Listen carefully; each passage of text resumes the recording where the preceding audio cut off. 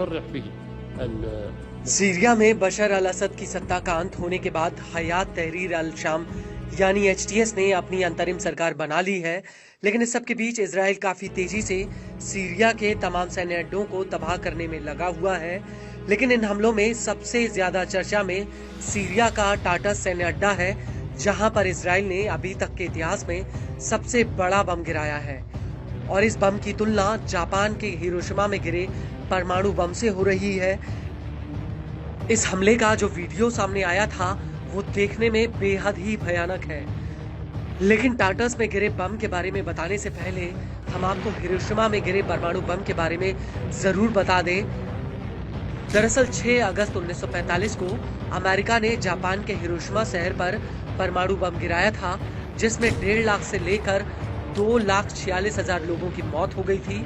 America ने Hiroshima पर little boy नाम का परमाणु बम गिराया था, जिसका वजन करीब 4,082 किलोग्राम था। इस बम का डायामीटर 28 इंच का था। इस बम के हमले में अधिकतर आम नागरिक मारे गए थे, जिसकी गूंज आज भी हिरोशिमा में सुनाई देती है।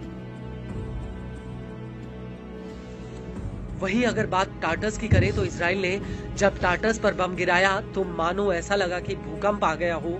इस हमले को लेकर Syrian observatory for human rights का कहना है कि इजराइल के जेट्स ने एयर डिफेंस और जमीन से जमीन पर वार करने वाली मिसाइलों के डिपोज पर ये बम गिराए, जो रिक्टर स्केल पर 3.0 की तीव्रता वाले भूकंप के बराबर थे। हैरान करने वाली बात यह है कि इस धमाके की गूंज 820 किलोमीटर दूर तुर्की के पश्चिमी शहर इस्निक में भी सुनी गई। लेकिन कुछ लोगों का यह भी कहना है कि टाटस में यह धमाका इतना बड़ा इसलिए था क्योंकि वहां पर भारी मात्रा में गोला बारूद रखा गया था, जिनकी वजह से इतना भयानक ब्लास्ट हुआ। सोशल मीडिया पर इस हमले का जो वीडियो सामने आया था उसमें भी यह धमाका किसी परमाणु ब्लास्ट के जैसा ही लग रहा था। हालांकि इस हमले को लेकर लेबनानी न्यूज एजेंसी अल मायादीन का कहना है कि इस हमले में कई लोग मारे गए और कई घायल हुए हैं। हालांकि हताहतों का स्पष्ट आंकड़ा अभी तक सामने नहीं आया है।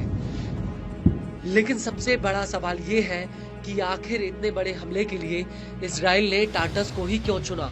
तो आपको बता दें कि सीरिया के टाटस और लताकिया प्रांत में रूस के सैन्य अड्डे हैं और इन मिलिट्री बेसों पर बड़े पैमाने पर एयर डिफेंस सिस्टम तैनात हैं, जो ईरान के रक्षा कवच का काम करते हैं। इसके अलावा ईरान के भी इन इलाकों में कई सैन्य अड्डे हैं जिन्हें इजराइल पूरी तरह से खत्म करना चाहता है। कुछ मीडिया रिपोर्ट्स में ये भी बात सामने आई है कि टाटस तो सिर्फ एक शुरुआत है।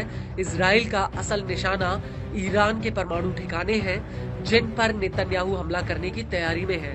और इजराइल चाहता है कि ईरान पर हमला करने से पहले वो तमाम बाधाओं को अपने रास्ते से हटा दे जो इस हमले में एक अड़चन बन सकते हैं।